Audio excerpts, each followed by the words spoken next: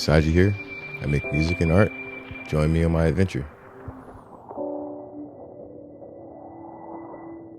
If you wouldn't mind hitting the bell to get the notifications and also hitting the like, it would really help out this channel.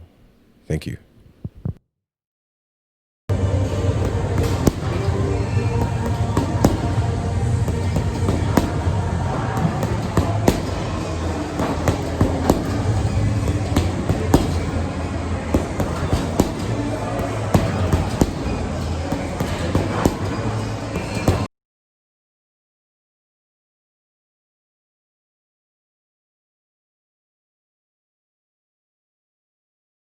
Reductionism is the philosophy and practice of breaking things down to its essential parts for a better understanding and control.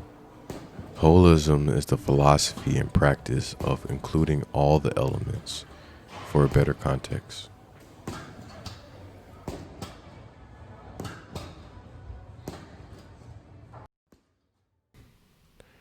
I'd like to speak more about holism. Holism is a word that's been speaking to me lately.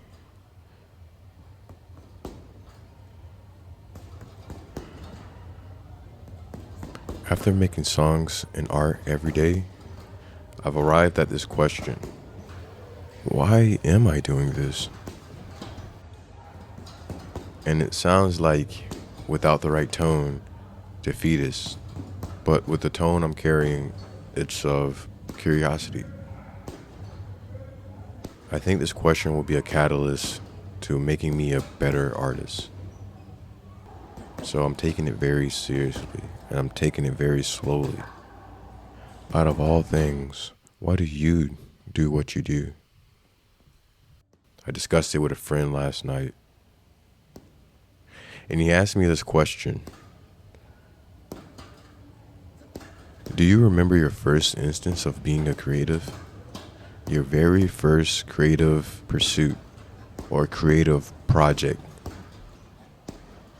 I'm curious to know how many of you guys remember your first glimpse of creativity. There were 3 moments where I saw a glimpse of me as an artist. The first one was when I was a kid. I would think I was home alone, or I was with somebody and they were probably watching TV.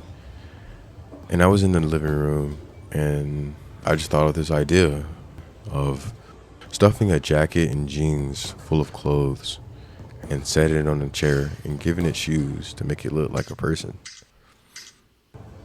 Later on in my life, I've figured I can scare people with that, but I just wanted to see if it would work. And it did. It stuffed clothes, full of clothes, and it looked like a person. And that made me pretty happy because nobody really showed me that. The second instance isn't really me drawing, but it's really an admiration thing. I saw my uncle draw Cheeto Chester from the Cheeto bag. And I didn't know that you can literally just draw a thing. And that was very fascinating to me. And the last one, I was in daycare and we were having art time.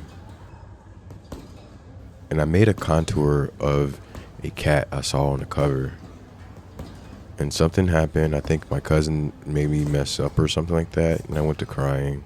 Like, ah. And from what I remember, it was pretty accurate. I remember the lady that was watching over us. She saw me crying and was like, hey, we all make mistakes. Somebody might have made a mistake on a shirt or pants. Doesn't mean they shouldn't make it. You should go back in there and try it again. Keep it going. She was very impressed by the art. And to me, her concern and the fact she said something I think she would want to hear at my age really inspired me. And I continue to do that. It's my very first good picture that was kind of ruined. I think these very rudimentary problems snowball and become something bigger as you grow older. So you still have to assess those situations as if you were a kid sometime. But that's another subject. I appreciate this question because it brings me back to my root.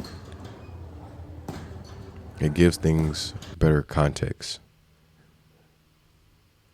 So far, through my own analysis, I think I'm doing this for 1, identity, 2, connection, 3, expression, and the last one, I'm still trying to figure that part out. I think it's curiosity. Curiosity in math.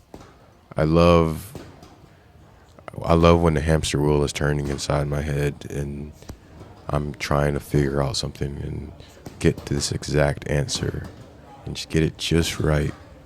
I love that sensation. I love that feeling. I'm going to investigate this a little further. But until then, I'll see you guys soon. Wow, you haven't subscribed yet? Cringe. Couldn't be me. Hit the bell, like, comment, subscribe, and I'll see you again.